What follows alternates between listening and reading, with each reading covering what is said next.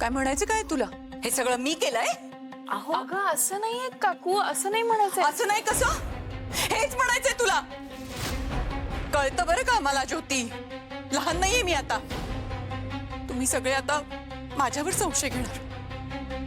असंच असतं, कोणाचं चांगलं करायला जावं तर सगळं स्वतःवरच येतं. अगं काकू असं काही नाहीये, मी फक्त विचारतेय तुला.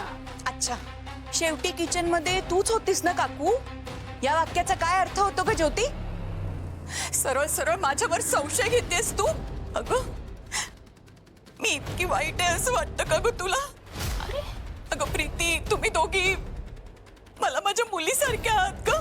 आणि मी असं कसं करीन? ज्योती, तू बोलायच्या आधी एकदा तरी विचार करायला हवा होतास ग. काकू सुजय, सुजय ऐक ऐक की ज्योती बघ मला काय काय बोलते. आपली माणसं नसली ना या जगात की कोणी उठून आपल्यावर काही आरोप करू शकतं, कारण त्यांना चांगलं माहिती असतं त्यांचं जगात आता कोणी नाहीये, एकटे. अभि, तू तरी असा आळ घेतला असतस का रे माझ्यावर?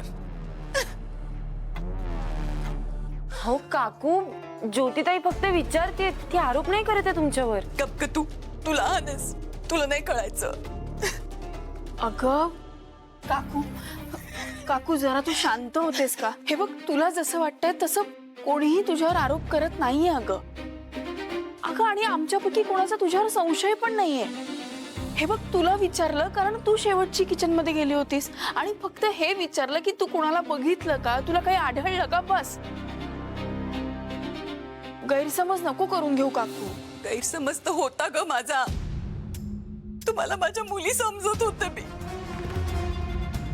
पण आता तुम्हीच माझ्यावर आरोप करताय म्हटल्यावर काय करणार मी? आता माझी खात्री पटली, या जगात मी एकटी आहे, कोणी नाहीये माझं. इथे जगण्यापेक्षा सुजय बरोबर गेले असते तर सुटलं असते.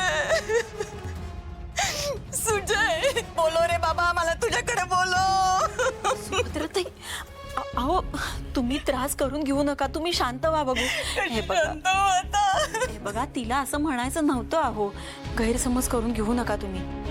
पण तिच्या काही बोलण्यानं तुम्ही दुखावलं असाल तर मी माफी मागते, पण शांत व्हा. बघू तुम्ही.